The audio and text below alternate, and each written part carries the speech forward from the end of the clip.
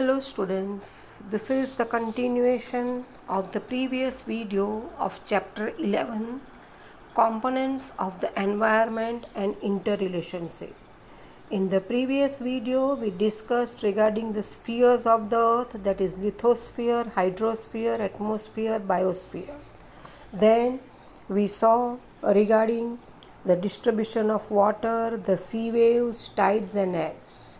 Now further, page number 61, interrelationships among the components of the environment. Man is at the center of all components of environment. The different components of the environment are connected with one another by some physical cycles.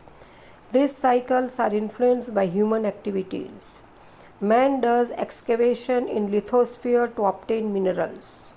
The huge pits are formed due to excavation. These pits get filled with water, resulting in formation of hydrosphere. तो environment के सभी components जो है अवयव, उसमें man जो है मानव मनुष्य वो केंद्र स्थान में है। एनवायरनमेंट के अलग अलग कंपोनेंट्स एक दूसरे के साथ फिज़िकल साइकिल से जुड़े हुए हैं और ये फिज़िकल चक्र साइकिल मानवीय की प्रवृत्ति से प्रभावित है। मानवीय खनिज तत्व प्राप्त करने के लिए लिथोस्फीयर में एक्सकेवेशन उत्खनन करता है, वो खुदाई करता रहता है। इसके कारण बड़े खड्डे बन जाते हैं जिसमें पानी भर जाता है और वो हाइड्रोस्फीयर का हिस्सा बन जाते हैं। As the temperature in the atmosphere increases, the water in the hydrosphere evaporates and mixes with the atmosphere. As the moisture in the atmosphere condenses, clouds form and rain falls. The flow of that water causes erosion of soil. As a result, various landforms are formed. जब atmosphere में तापमान बढ़ता है तो hydrosphere में जो पानी है वो इवोपरेट होता है, उसका बाष्पीभवन वो भाप के रूप में ऊपर जाता है और एटमॉस्फेयर के साथ मिक्स हो जाता है। एटमॉस्फेयर में मॉइस्चर है, नमी है, गीलापन है, वो उससे वो कंडेंस होता है और बाद में बादल बनते हैं और बारिश गिरती है। बारिश के पानी के बहाव से मिट्टी का कटाव होता है। जो मिट्टी है वो सब बारिश के पानी के साथ बह जाती है, उसका कटाव होता है जिसको हम इरोजन बोलते हैं, जिससे विविध लैंडफॉर्म बनते हैं। लैंडफॉर्म यानी कि plains, mountains, plateaus, all this are landforms, ये सब बनते हैं। Moreover, various human activities are interconnected with the ecosystem due to components of natural environment. इसके अलावा मानवीय की विविध प्रवृत्तियाँ जो कुदरती एनवायरनमेंट है उसके जो कंपोनेंट्स से जीव समुदाय इकोसिस्टम से एक दूसरे से जुड़ी हुई है। Now the next topic is pollution. Pollution यानी प्रदूषण। Human beings use their intellect to use various components of the environment to satisfy their needs.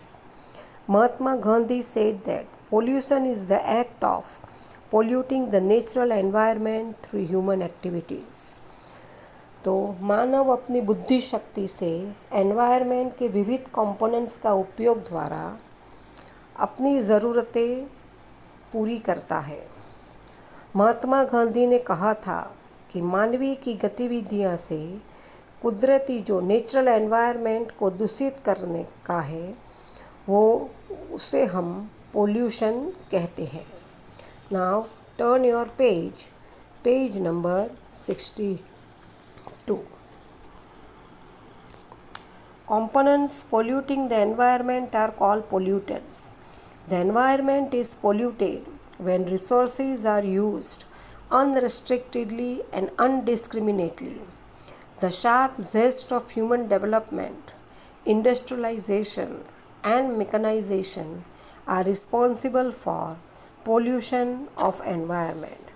तो एनवायरनमेंट को दूषित करने वाले कंपोनेंट्स को पोल्यूटेंट्स कहते हैं। जब मानवीय कुदरती संसाधनों रिसोर्सेस का उपयोग अप्रतिबंधित अनरेस्ट्रिक्टली और अंधाधुंध अनडिस्क्रिमिनेटली तरीके से करता है तब एनवायरनमेंट पोल्यूट होता है। मानव विकास की तीव्र उत्तेजना शार्प जेस्ट इंडस्ट्रियलाइजेशन यानी औद्योगिकरण और यंत्रीकरण मैकेनाइजेशन ये सब एनवायरनमेंट को पोल्यूट करने के लिए जिम्मेदार है। At present land pollution, water pollution, air pollution and noise pollution are increasing very fast. Pollution causes an adverse effect on the environment, human life and living things. We need to take immediate steps to preserve the environment and prevent its harmful effect. तो वर्तमान समय में land pollution यानी भूमि land, water pollution हवा pollution, wind यानी हवा और noise यानी ध्वनि तेज़ी से बढ़ रहे हैं। पोल्यूशन के एनवायरनमेंट पे, मानव जीवन पे और लिविंग बीइंग सजीव सृष्टि पे विपरीत एडवर्स असर हो रही है। हमें एनवायरनमेंट पोल्यूशन से जो असर होती है उसे रोकने के बारे में कोई उपाय सोचने होंगे और एनवायरनमेंट को प्रिजर्व सुरक्षित करने के लिए कुछ कदम तुरंत उठाने होंगे। Land pollution, a change in soil quality or its nutrients is called land pollution. Land pollution is not easily felt. Land pollution is on rise around the world.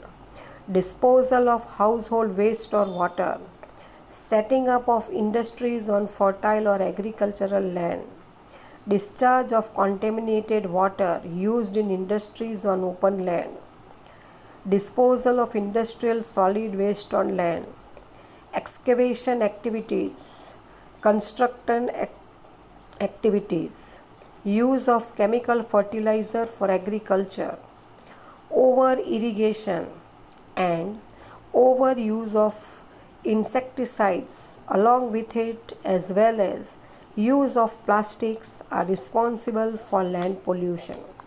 तो first pollution we are going to discuss is land pollution. तो मिट्टी की जो गुणवत्ता है और जो पोषक तत्व में बदलाव को हम लैंड पोल्यूशन कहते हैं। लैंड पोल्यूशन को हम आसानी से अनुभव कर सकते हैं। पूरे विश्व में लैंड पोल्यूशन बढ़ रहा है। घर का जो सॉलिड कचरा या पानी है, खेती की उपजाऊ ज़मीन पर फैक्ट्री शुरू करना, इंडस्ट्रीज़ का जो दूषित पानी है वो खुली ज़मीन पे छोड़ना, इंडस्ट्रीज़ का जो सॉलिड वेस्ट है कचरा वो ज़मीन पे फेंकना, एक्सकेवेशन उत्खनन प्रवृत्ति खुदाई का काम, ज़मीन की खुदाई करना, कंस्ट्रक्शन बांधकाम करना, खेती के लिए जो रासायनिक खाद का उपयोग करना केमिकल फर्टिलाइज़र, ओवर इरिगेशन ज़्यादा सिंचाई और ज़्यादा कीटनाशक दवाओं पेस्टिसाइड्स का उपयोग और ये सब के साथ प्लास्टिक का यूज़, ये सब लैंड पोल्यूशन के लिए ज़िम्मेदार है। तो ये सब फैक्टर्स है जिसके कारण लैंड पोल्यूट होती है। अब हम देखेंगे कि what are the measures to prevent soil pollution. ये सॉइल पोल्यूशन को हम कैसे रोक सकते हैं। तो first, instead of pesticides and chemical fertilizers, organic and indigenous fertilizers, green manure should be use. तो पेस्टिसाइड्स जो कीटनाशक दवाएं और रासायनिक खाद के बदले ऑर्गेनिक यानी जैविक और स्वदेशी खाद, इंडिजिनियस फर्टिलाइज़र स्वदेशी खाद, ग्रीन मैन्योर हरी खाद का उपयोग करना चाहिए। Pesticide should be use sparingly. जो कीटनाशक दवाएं हैं उसको संयम से लिमिट में उसका उपयोग करना चाहिए। Solid waste should be sorted and reused. Solid कचरा है उसको अलग करके पुनः उपयोग में लेना चाहिए। Plastic solid waste should be recycled and reused. Plastic का जो सॉलिड कचरा है उसे रिसाइकल करके उसका वापस उपयोग में लेना चाहिए। Drip and sprinkle irrigation system should be used in agriculture. खेती में ड्रिप इरिगेशन यानी कि टपक पद्धति, वो पाइप लगाते हैं उसके बीच में होल्स बनाए जाते हैं थोड़े थोड़े डिस्टेंस पे, और फिर उसमें से पानी दिया जाता है ताकि पानी का वेस्ट न हो। ड्रिप इरिगेशन सिस्टम बूंद सिंचाई और छिटकाव सिंचाई स्प्रिंकल पद्धति का उपयोग करना चाहिए। The next is water pollution. When water becomes unsuitable for its intended use and external impurities are mixed with it, it is called water pollution.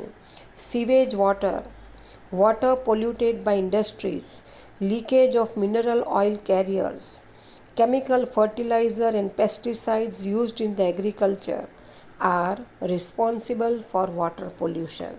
तो वाटर पोल्यूशन हम किसे कहते हैं? पानी जब उसका जो यूज़ है, अभिष्ट यूज़ है, इम्पॉर्टेंट यूज़ है, उपयोग के लिए अयोग्य हो जाए, हम नहीं यूज़ कर सकते और उसमें बाहर की अशुद्धियाँ मिल जाए, तब वो दूषित पानी को वाटर पोल्यूशन कहते हैं।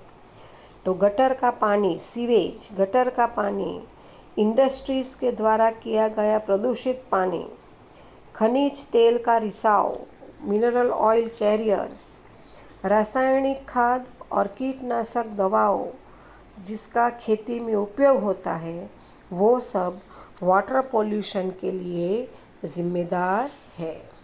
Now page number 63।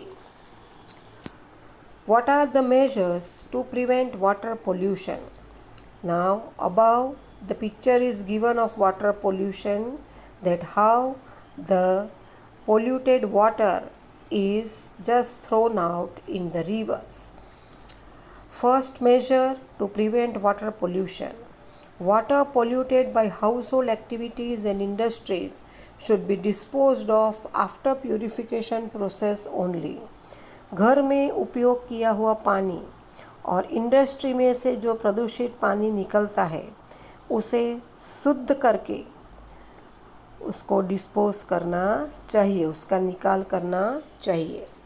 Strict control should be maintain on disposal of waste water without processing. तो पानी को शुद्ध किए बिना गंदे पानी का निकाल करने पर कड़क प्रतिबंध रखने चाहिए। रिस्ट्रिक्शन यानी प्रतिबंध रखने चाहिए। Consumption of substance that pollute the water should be controlled. जो द्रव्य, जो चीज़ पानी को प्रदूषित करते हैं उसके उपयोग पर अंकुश रखना चाहिए।